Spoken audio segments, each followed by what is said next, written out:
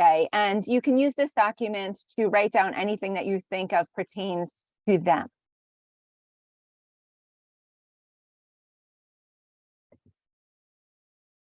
So for today, our intentions are to consider universal design. All right, it is 2:30, so let's go ahead and get started. Welcome. My name is Maura, and you are attending our course on ensuring equity and access for all ELL and ML learners, presented by Salve Consulting. Thanks for taking some time out of your day to be with us today. This presentation is being recorded, so feel free to keep your camera off if you are not comfortable being part of the recording. But if you are comfortable, you're welcome to turn your camera on. It's great to see some faces of those that I'm talking with. As I said, my name is Maura. I am an instructional consultant with Salve. I'm also a professor of early childhood and childhood education at SUNY New Paltz. I am a New York State certified teacher in grades kindergarten through 6th grade and a literacy specialist for grades kindergarten through 12. I'm very excited to be spending some time with you today.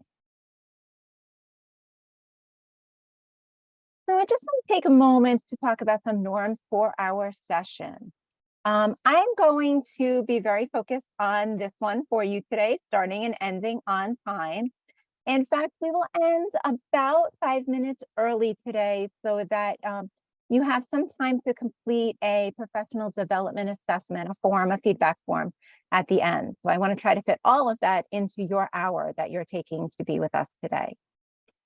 I'll ask that you take some time to really be here and to focus. My assumption is that you signed up for this course because you are either teaching or interested in teaching ELLs and MLs. And so that see what you can do here to learn and take an inquiry stance.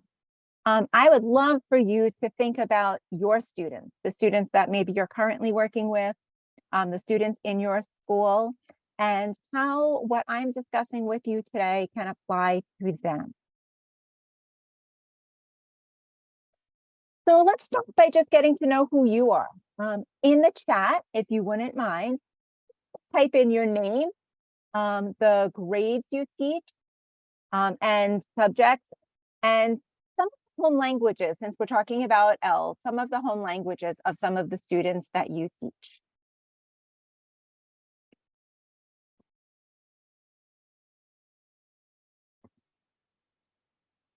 Welcome, Simone, in 2nd grade.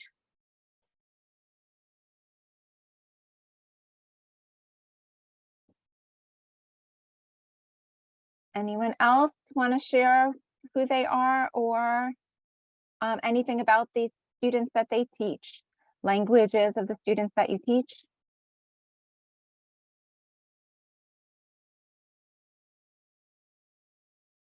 All right, well, fun fact, in New York State, there are more than 151 languages spoken by students who are registered in our public school system. Oh, I see a couple more coming in. Welcome, Jasmine, Special Ed K2, Spanish. Welcome, Alicia, variety of languages. So it's great to have you all here today. So we are going to be talking about a variety of languages, and really everything that we discussed today can apply to students who speak both the same language as you do in your classroom, or who do not have the same language as you, that you don't have a common language. We're going to be using a shared note catcher today, and I'm going to put a link to that in the chat for you. This link is going to force you to make a copy of this document.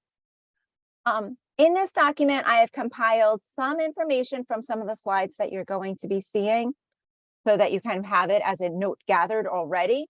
And we're also going to have some space to take some notes of things that you encounter while we're working together. And at the end, we'll be participating in a breakout room, and the readings for that will be in this as well. So if you could take a moment and open this up, that would be great. As I said, really focus on your teaching, your students today, and you can use this document to write down anything that you think of pertains to them.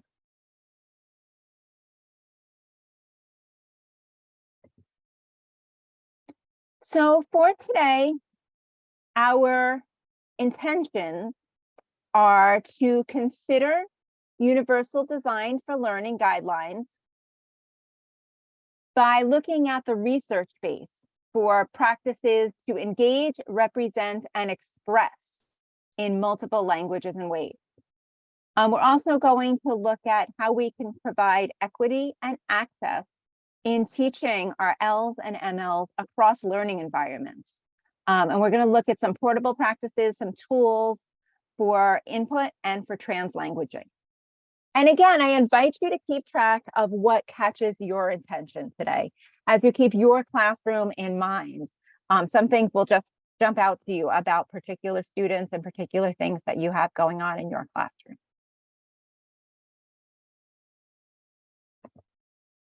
So for our agenda, we're going to start with engaging and talking about some mindset research. Then we will move on to exploration and talk about universal design for learning. Then we will talk about some portable practices and tools that you can use in your classroom when working with your ELLs and MLs.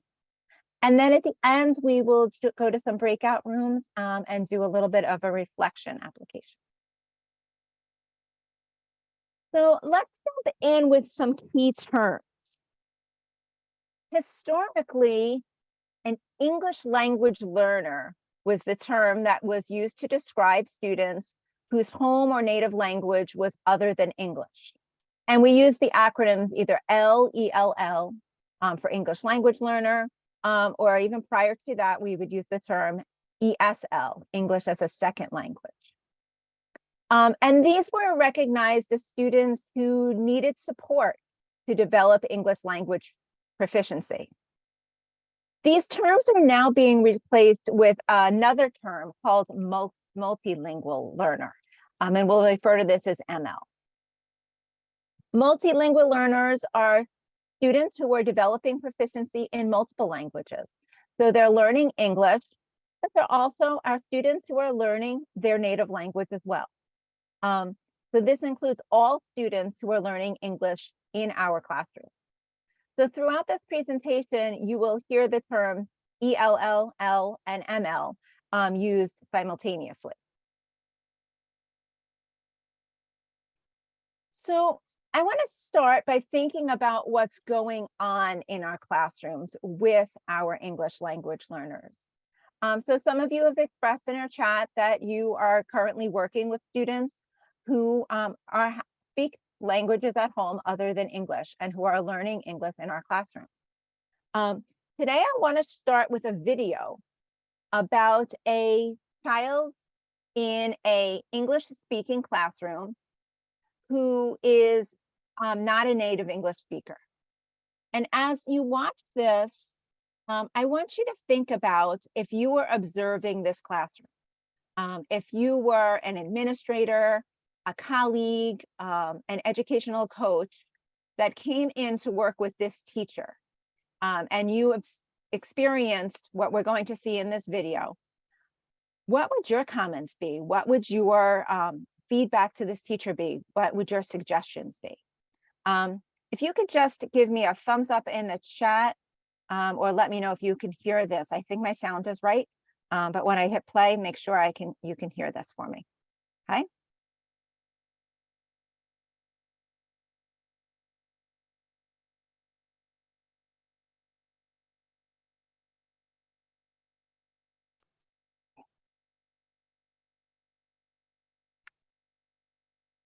All right, hold on. The sound is hating me, apparently. You can't hear it. All right, let me try. Did I share it without? There we go. That was my fault. I'm sorry. Let's go back. And try again. We have testing all week this week and next week. The tests are going to be hard, but that's all right because we're going to try really hard. Isn't that right, Cameron? Yes, Miss Peters. Okay, great. Everyone listen up. So we're going to want to work all week ours from the answer and the information in the story, okay? We're going to go ahead and test, practical tests, and try this actus test. Test, your test, open up. We're going to page, you go to B. First on page 3. ¿Qué dijo? ¿A poco va a empezar el examen? No, es una práctica.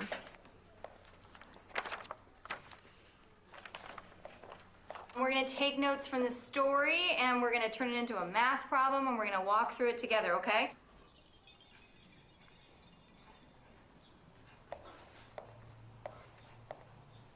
So the boy ran 3 blocks. So everyone write 3 blocks. I didn't even know. He looked like a stranger. How long did it take him to run 3 blocks? Michelle? 6 minutes. Very good, 6 minutes. All right, so then we take 3 blocks and 6 minutes, ¿Por qué el right? niño corre con los bloques? ¿Qué? Sí, ¿por qué el niño corre con los bloques? No, Okay, so the corre 3 questions are going to calles. go on to ask us, how long will it take him to run 20 blocks? What do we do? How many minutes is that per block? 8 minutes. Try and remember to raise your hand if you want to answer, okay? No, it's not 8 minutes. Michelle? 18 minutes? Nope, not 18 minutes. Yes, Enrique? 40? 40, yeah, very good. How'd you get 40? I don't know. You don't know? Well, 40 is the right answer. How did you get it? I forgot. You forgot. Okay. Does anyone know how we get 40?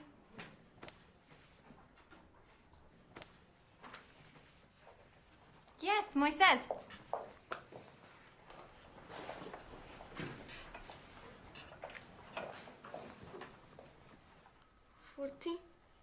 Yep, that's right. Very good. Great. Can you tell us how you got that? 40? Yep, very good. But can you explain to the class what you did here, how you got that?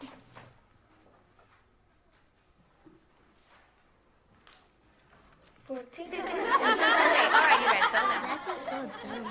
Joe, do you want to lose your recess? No. Okay, then.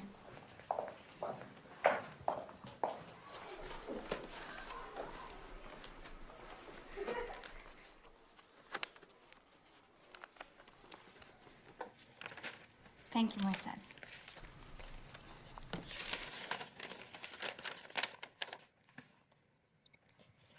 Can you help me, please?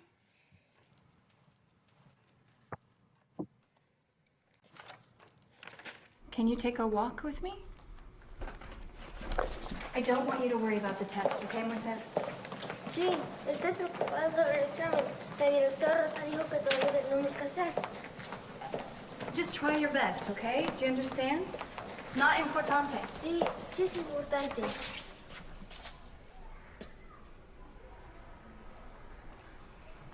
You're right, Moises. It is important.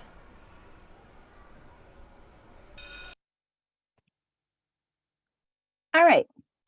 So either in the chat or you can come on off mute. What are your first reactions of watching this and seeing what Moises is going through here?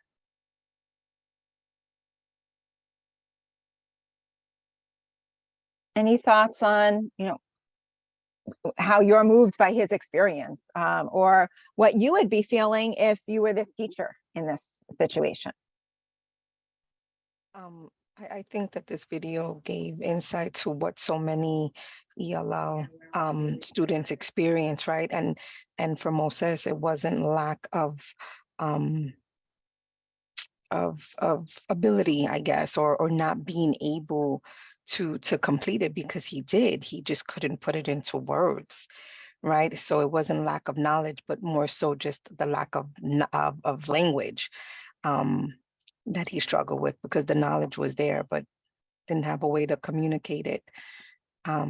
So perhaps I'm thinking if she would have used visuals or some type of translator, some thoughts that I was thinking. Absolutely.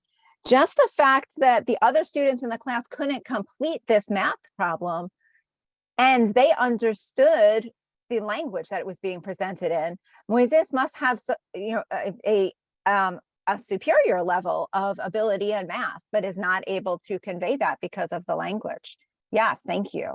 I see in the chat, we're seeing sad for him. Yes, Katrina, I'm so sad for him. I see his struggle as well, and not being able to help him. Yeah, Simone, he's scared. Laura said it would be helpful to provide visuals as much as possible, as many of our words have multiple meanings. And just seeing him do that with block. And what he did there was turn to a native language speaker and kind of try to think, well, why? Why is he running with block on that question? So yeah, visuals would have really helped that. Dina said, my first reaction is I understand how he feels so much as I'm trying to work with Spanish speakers without being able to communicate completely. It's got to be so frustrating. I feel that too, Dina. I agree. Frustrated, the teacher needs visuals. So yeah, visuals are big. Now let's switch to the teacher though. How would you feel if you are a native Spanish speaker, then maybe take this to another language that if Moises was a speaker of a language that you were not fluent in. How would you feel, or how do you think this teacher is feeling in this situation where he clearly can't communicate with him? And I know somebody said that they are kind of feeling that way a little. Dina said that you can't communicate completely. Is anyone else in that situation with students where you're feeling like you're not sharing the same language? Yeah, Dina, she's frustrated too. Yes, that Google Translate app can be very helpful for us. And I felt the first time watching this video that perhaps maybe the teacher's, fight or flight instincts kind of kicked in here, and she was a little panicked as, okay, I don't know what to do. I don't know how to communicate with Moises to talk to him, and she's trying to maintain some control of the rest of her class, who, like Joe, who announces that Moises is so dumb, that she's trying to kind of tone that down a little bit, and not really being able to help him that way. So the frustration that she's just, okay, let me just move on, keep it going quickly. Even her words to him when he wants to speak to her, just don't worry, try your best, is not super helpful to Moises because he can't try his best without support. So today I want to look at ways in which we can support students like Moises, even if we don't speak the same language, even if we can't, and even if we can't without that Google Translate, although that's a great tool for us, if we can't keep doing that over and over again. So what we're going to talk about is founded on this research that has shown that providing students with support in their native language is a really important, it's critical for their learning, that their multilingual learners' languages and cultures should be seen as a resource, not as something to be forgotten about. And so we're going to talk a little bit more of that. So what we're going to touch on here is from something called a resource for you from New York State Blueprint for ELL and ML students. And this might be something that you're not even aware that exists for you, but the state has put together resources for supporting our MLs so that we can help them best achieve success. This document is linked for you in the note catcher, and we'll talk about it a little bit in detail here, but you can go into that and you can look through it yourself and use other tools. We're going to focus on Principle 7, which is that districts and school communities leverage our English language learners' home languages, cultural assets, and prior knowledge. So that's where we're going to hone in here, but feel free to go into this document and look at the other remaining components that we're not going to go into detail in our hour together.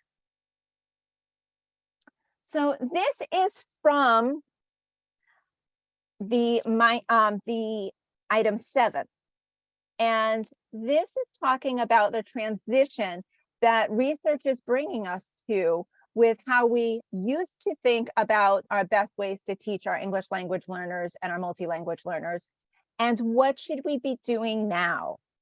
So this is part of Principle 7 of that graphic, and it is asking us to really make a deliberate mind shift in which we start relying upon our English language learners' home language for instruction, even if we don't speak that home language.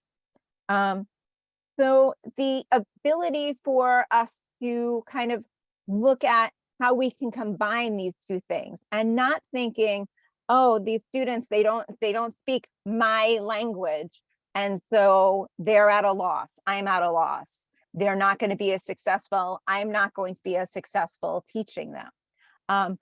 Research has said that whole line of thinking needs to just be completely pushed aside. And so we need to be thinking about, instead of, okay, you're in my classroom now, our language of instruction is English, you need to speak English. That's the old mindset. We want to put that aside and we want to start thinking, okay, how can we leverage our English language learners' home languages? And as we've discussed previously, that Google Translate can be helpful with that. We now have technology to help us support that. Instead of running to a dictionary and trying to look up a word, we can pick up our phone and ask, what the translation is, so that we can participate in leveraging what they know. Instead of thinking about their home language as being a problem, we should really be thinking about how all of this that's going on in their homes, their communication with the people that they're living with, the things that they are reading, their interactions in their native language, is an instructional asset. Very simply, in the early childhood level, a child who has phonemic awareness in any language can apply that phonemic awareness to English. So they can begin their reading that way. Same thing with phonics, same thing with vocabulary. If they understand what a concept is in their native language, then they just need to learn the word for it in English and not necessarily the concept. So what they do know is an instructional asset that we can build on. Again, instead of disregarding knowledge that they gained, their experiences, all of that prior knowledge that we try to activate in the beginning of our lessons, instead of saying that doesn't count or we can't access that because that's happening in a language that we don't understand, we need to use that knowledge of whatever it is that we're teaching, the knowledge of being able to do a word problem, being able to put together a math sentence for Moises can be just translated. That can be a bridge to the new knowledge that we're using, even though it happens in a language we may not understand. And finally, it used to be that we would consider home languages, native languages, that's at home, and even go as far as encouraging our students and their families to start speaking English at home exclusively. Now we know that that's not going to help them as much, and that if we use their home language to assess their understanding, we bring it into school. We try to provide materials for them in their native language if they are at an age where they're reading in their native language. We try to provide videos, translation, audio translation for students who are not yet reading in their native language either, so that we can assess their student understanding, what they know of what we're teaching. And we can use their home language to ensure that we're giving them something that's meaningful and comprehensible to them. When we're trying to match students with books, we're trying to match students with different topics for research. We are having those conversations with our English speaking students. So we say, oh, you might be interested in a book on skateboarding where the character's a skateboarder, because I know you're interested in that. If we're not having these conversations with our ELLs, we're just giving them things that may not be meaningful to them, that might not be comprehensible to them.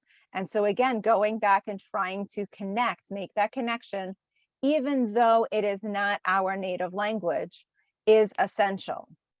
So we're looking at this shift, this complete and thorough mindset shift from just leave that language at home, don't put it in your backpack, don't bring it to school, come on in and we're just doing English, to, okay, how can we use what you know to help you with what you're learning, which is what we do in all of our teaching. We take what their knowledge and we build onto it. So one of the research bases for this and the way in which we can do this is with universal design for learning. So UDL, probably the most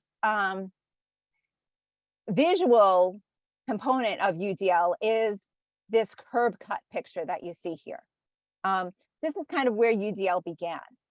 So cities, towns were tasked with making the access from streets to sidewalks more accessible for those who needed wheelchairs or walkers, so that there wasn't that curb to climb up that was an impediment for these people. And as cities and towns started to do this, change over from that step up the curb to this ramp style, we saw that this new design that was completely necessary for those who were in wheelchairs, those who were using walkers, actually became really useful for other groups of people, lots of others as well. People who were pushing babies in strollers. This was much easier for them to get from street to continue on sidewalk. People riding bicycles, on skateboards, rollerblades. This all became useful, stepping up for all. So what was necessary for those in wheelchairs and walkers and implemented became something that was good for all. And so this is something that we can look at in our classrooms, where when we're changing things up, we're trying to make things more accessible for our English language learners. Some of these tools that we're going to bring in are going to be useful for all of our students. So if we're removing barriers like curbs for our L's and MLs, we may also be removing some barriers for our English speaking students as well. And so we can think about ways in which different changes we're making, differentiations we're making to our lesson for our native speakers may help our L's and vice versa. Can anyone think of something that they're already doing in the classroom, some kind of like universal design for learning? Some changes that you've already made that you do in your classroom that you may be thinking, oh, this might help my L's and MLs, and I wasn't even thinking about it in that way. Well, for me, simply, I teach special ed, so we do a lot of differentiation and scaffolding. So I'm taking this course basically to make up for some hours I need for in that area of ELL, but it's very similar, I would have to say, to teaching ELLs because we have nonverbal students. So it's almost like tapping into a language, right? When you're teaching students with autism, you kind of get into their world and understanding. So, a lot of what you are mentioning is some of the stuff that we do now, obviously in the classroom, but it's something that will help another child per se, if, they have a specific need, or because even like checklists, we have visual schedules for our students. I have some students who can, with a picture like exchange system, and then there's some that are at the level where they can see the picture and check off. Yes, yeah, those are great tools. And so we need to think about the things that we're already doing for some students. Maybe a tool that you're using for your struggling readers can be designed for your redesigned or just applied to our L's or MLs. And the pictures and the checklists and things that you're doing for autistic students can absolutely, again, it's like they have their own language. It is like they're, you know, that you're teaching an English language learner. So that's awesome. Those are great ideas. Thank you. Maura, I have a thought. I'm sorry. So, I Go. mean, I'm thinking about UDL, but I'm just thinking about like, right, the cultural and the equity piece, and just wondering if it's important for teachers before they can, or you know, any type of classroom support, before they implement the UDL, I guess reflecting on your own bias and thinking about what your perception is in terms of the learner, right, who is an ELL, and wondering if that's something that has to be addressed first before we kind of start putting into these practices in place. And I don't know if it like makes sense, but as you were speaking, that's kind of the thought that came into my mind is, you know, first of all, thinking that they're capable of learning in spite of the language barrier, right? Or not thinking that they, you know, in just thinking about the teacher's reaction in the video, well, it's like it's not important. Well, why would it not be important? As opposed to, would we say that to someone or a student who speaks English, right? Would it, or is it not important because we're just, you know, he speaks Spanish and he's just not going to get it and he may never get it, or, you know, like I just wonder how that might all play a role in carrying out UDL effectively with EMLs. Absolutely. And that's probably the foundational piece is, right, going into it, that they are, our students are capable. It doesn't matter that they have a different language than English. You know, they're in a harder situation, whereas they are in a classroom where English is the language of instruction. And so they have a lot of other hurdles to get over, and not just with our learning. And so going in first, assuming that they are capable, that they can get there, and that this language is not a disability, is a big piece. That, you know, they, you know, I spent a lot of time as a reading specialist, and it would be very frustrating to me when I would get English language learners put into my class as having a reading disability, because they did not have a reading disability, they had a language difference. And so starting there is that foundation of, okay, why do we need to change our curriculum for these students? Why do we need to change our methods of teaching for our students? It's because we have put them in a situation where English is a language of instruction. So we're not, the playing field is not level. So yes, I think that's probably a whole totally different course on changing the mindset of these students. And I think what you're seeing and frustrated with that teacher is the same, is that, you know, it's easier to say, don't worry, just try your best, and maybe not even intentionally meaning, because you're probably not going to be successful anyway. You know, and just saying that's because that's all you can do, and really taking it upon our shoulders as teachers and saying, okay, so yes, you're going to struggle with this. How can this is my job to meet each one of those bodies that are in my classroom where they are and take them to their own next level. How can I do that? So I think you make a very important point. Thank you. Other thoughts on either using UDL or anywhere this conversation is going? I like this small Okay. group. Hi, it's Mary's Clef Girl. Yeah, I just returned back to school, and I've been asked to be a cluster in first grade. And that's exactly why I'm taking this. When I saw it, I just jumped, because one of the classes is just an ESL class. And the kids, they speak, so two of them, I believe, speak Haitian. Most of them speak Spanish. And I believe 3 or 4 speak Portuguese. And what we do, I mean, the teacher is just amazing. You know, she uses, I don't believe it's Google Translate, but it's like they speak onto the phone and it transcribes it. And another student who actually speaks the language and who's been in the school for a longer period of time, who actually have some English, actually translate for the students. And I really believe, like, you know, it builds such a community that everybody's working together and the kids know they're not afraid.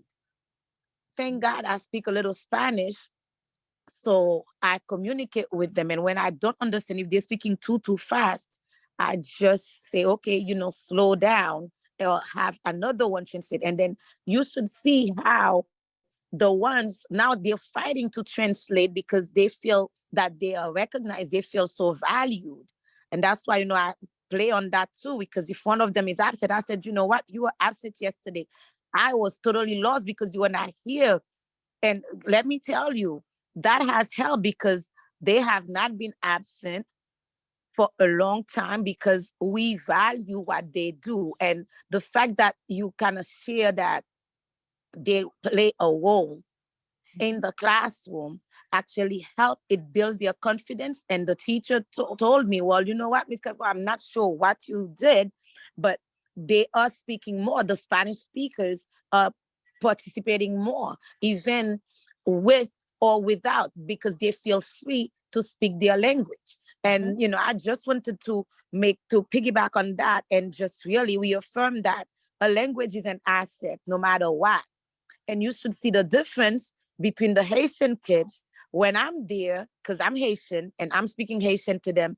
At first, they were so afraid to respond, again, because that language is not really valued in their homes. Because a lot of Haitian parents, what they do, they'll rather for the kids, even if they don't speak English, to just solely speak.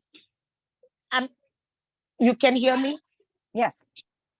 That's my principal interrupting me. I'm sorry. That's Yeah. okay. Let's close the door because they were across the hall for me. I didn't think I was speaking so loud. Give me 1 second, please. Sure, go ahead.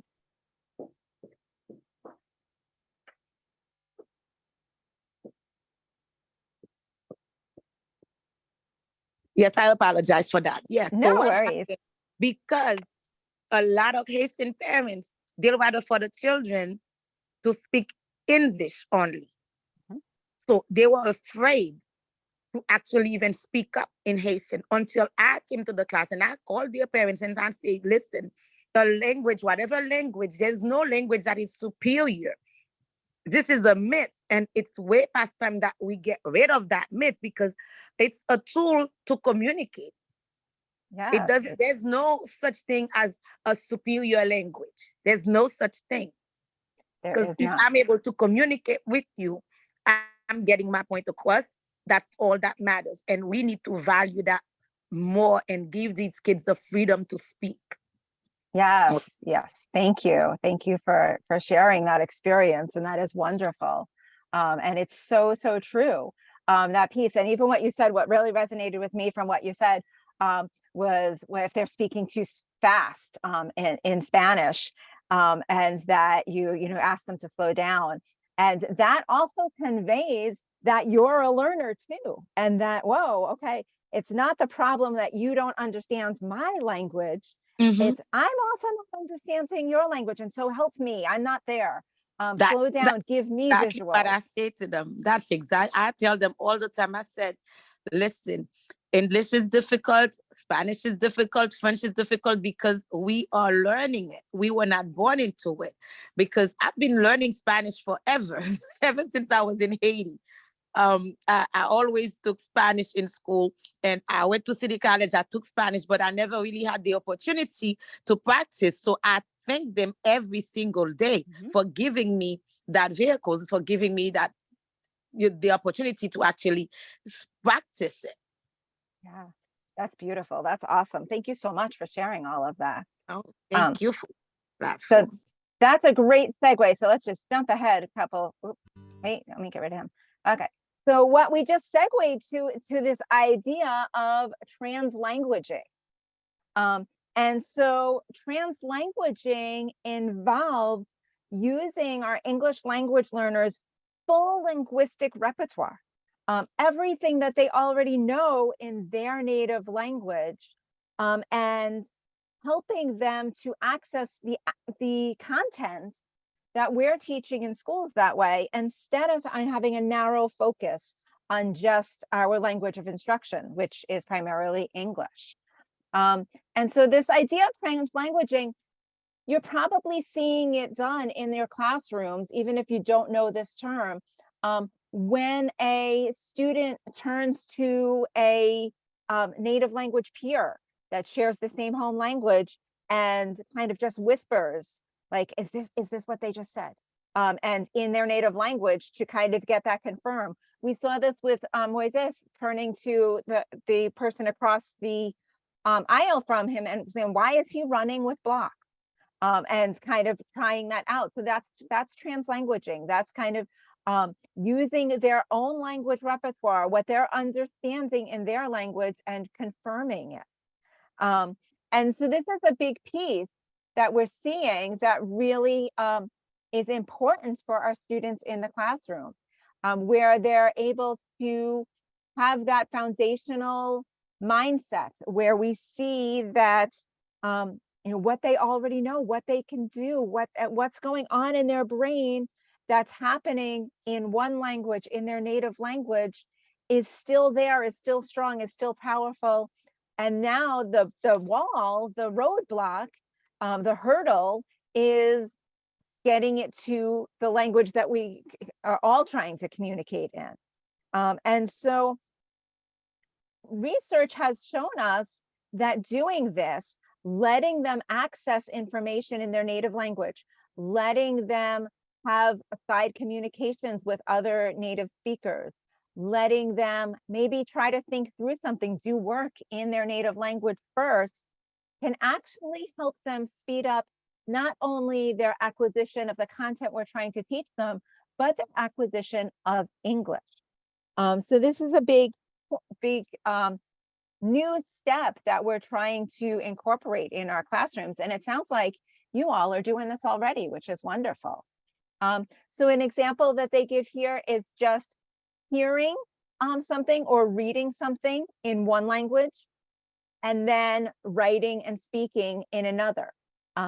So if we're focusing on a writing unit and we want our ELL to be working on writing in English, then allowing them to read or hear about whatever it is they're going to be writing about in their native language, so that it's not doing both. It gives them a chance to practice each independently.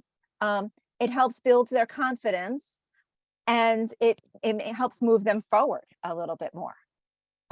Another tool that we can use is this idea of preview, view, review, where before we are teaching a lesson, if we're teaching a lesson to our whole class in English, then preview that lesson by allowing our ELLs to access that content in their native language, whether that be listening to something, viewing something, reading it in their native language, whatever it is, have them prepare for the lesson in their native language.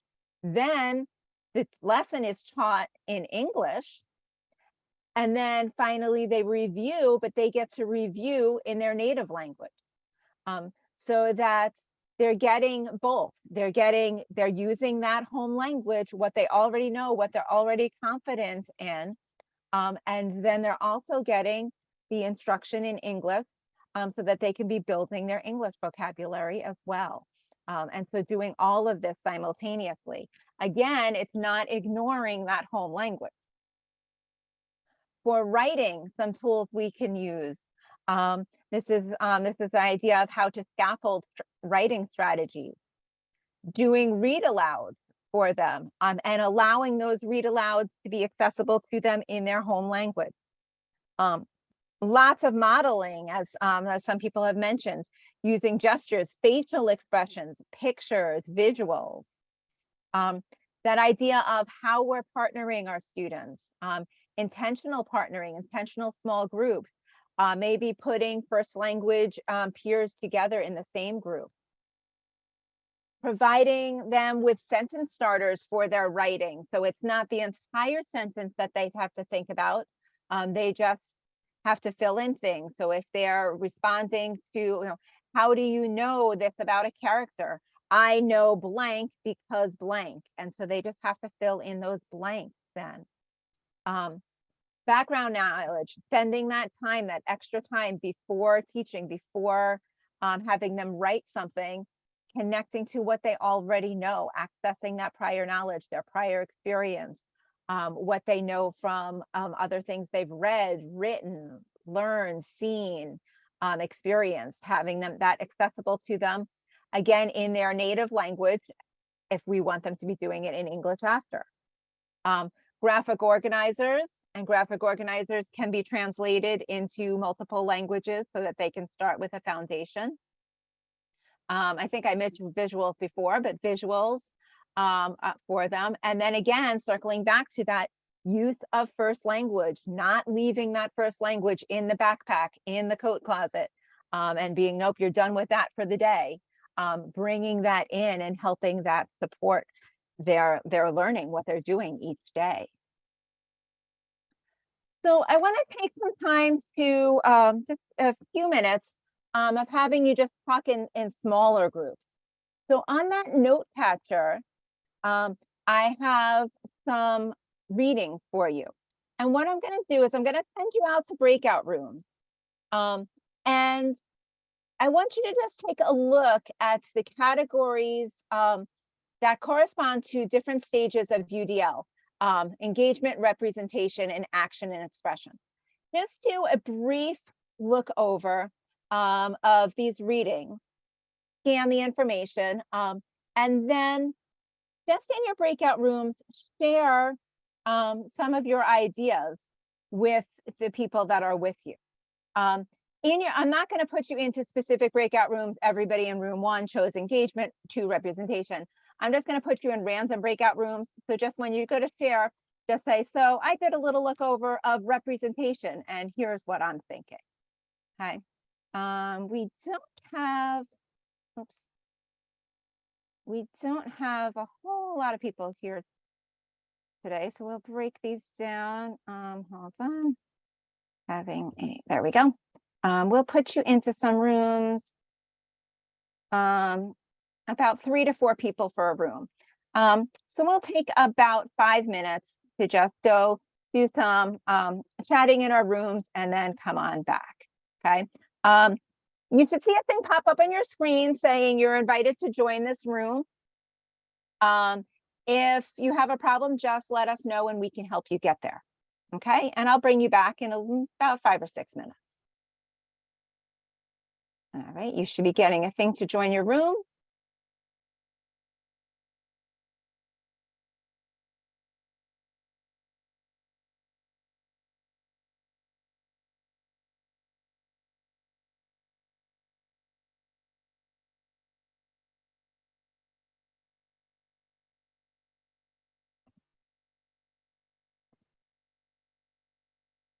And just let me know if you need help getting to your room. I see Dina sent a message about wanting to join on her computer, so I'm going to send her that link. Okay, her thank you. email.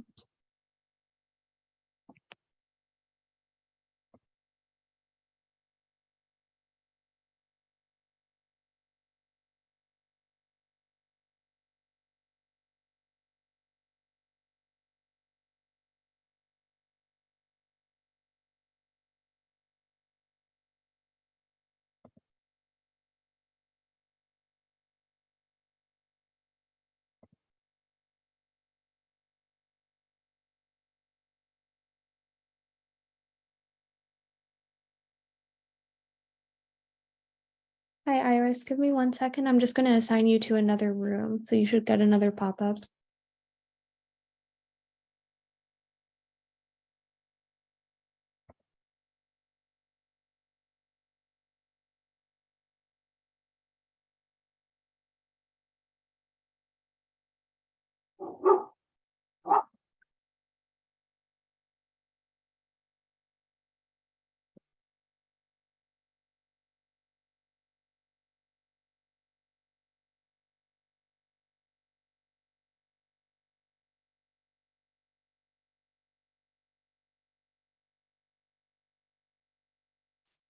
Hey, Beth, I just realized the survey link you sent me was for April 17th. Do you want me to still use that or? No, should let we- me send you a new one.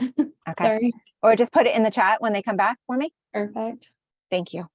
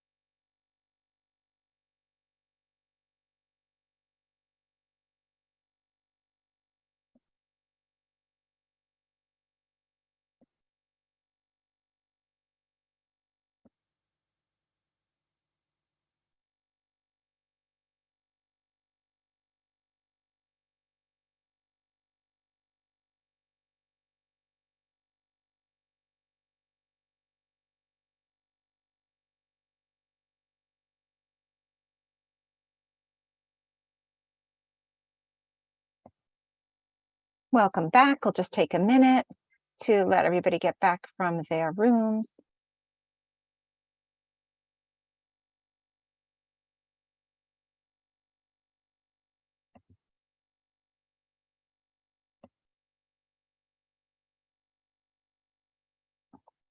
All right, welcome back. I hope you were able to have a productive conversation in your breakout rooms. So this is where we are. Oops, here we go. This is where we are now. We're coming to a close of our time together for today. You are currently in course A over here. ensuring equity and access for ELL and ML learners. We invite you to participate in any of the other courses that you see here for helping support English language multilingual learners, and any of our other courses that we have available. There is no particular order to the way in which you have to access these courses. So you're in A now. If you want to jump to C or D, that's fine. I invite you to sign up and participate with those. So we are coming to the end of the time. I would like you to please take a moment, if you can. I'm going to stopping a few minutes early so that you can fill out our survey and provide some feedback on our course together today. So there is a survey link for you in the chat. You do not have to stay here to do it. But if you can take some time and just open that and submit that now for us, I would greatly appreciate it. I have really enjoyed speaking with you today and working with you. There is also a link in the chat to register for more courses. If you are interested in taking any more courses with us, please feel free to use that link and to sign up. I would love to see you back in some of my courses in the future. And thank you for being with us today. Thank you for participating. We had great conversations. I'm so happy. And I look forward to seeing you again online soon. Again, please just take a moment to fill out that Google Forms, and then we are done for today. Thank you and enjoy your breaks. Hi, Maura. I'm sorry. I have a question. This is my first time participating in a PL through Solved. I know that they offer CTLE. Would you be able to speak a little bit about that? Are you familiar with that, or how does that work? Beth, can you talk about that for me? Sure. So if you registered for, sorry, I just realized my camera's covered. If you registered for CTLE credits, you'll receive an email probably tomorrow afternoon, and it'll have a link to the certificate for you. It'll also have a link to the note catcher from today's session. Okay, great. Yeah, because the schools I support, a lot of the teachers are always looking for CTLE opportunities. And so I figured I'd participate so I know what this was about before I go and I share it out with others. So, okay, because I did see the part where you had to indicate for CTLE. Okay, so Exactly. I'll wait to see in this way and then I can speak on it and share it. Awesome. All Yeah, righty. we'd love it if you encourage everyone to sign up. We have courses set up until June. So for the Yeah, I rest of the saw. school year, we've got stuff going on. And just so you guys know, it came up on my Instagram as an ad. Nice. I That's know really that good to hear. it's scary because that tells me for sure that phones are listening. It definitely, that's how I got it, through Instagram. So that's funny that you say that. It's Interesting. scary, right? That's really good to hear. Yeah, it knows that you're a teacher in New York. That's how. Yeah, Yeah. exactly. Oh, look, you got a few people they saw it on Instagram. All right, ladies, Oh, thank you yeah. so much. Thank you. It came to my email, but what I'm gonna ask, because for some reason I couldn't have access to the material that we were supposed to read. So will I have access to it in the feedback? That's going to be in the email that you receive probably tomorrow. We'll have a Okay. link to that, to all of the readings in the note Okay, catcher. all Yeah. right. Thank you, Alicia. Alicia was so great telling me about the different articles, but yes, I would like to have them and read myself. And I will see you next week. I already signed up for until May, I believe.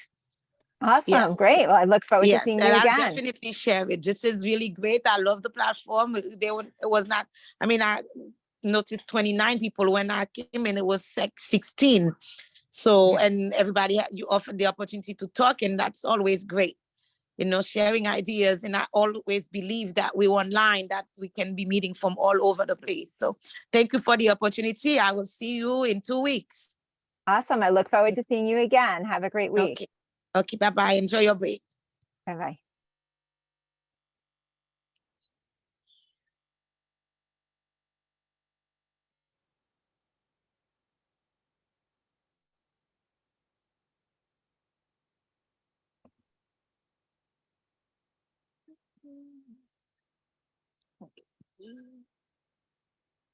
I don't see.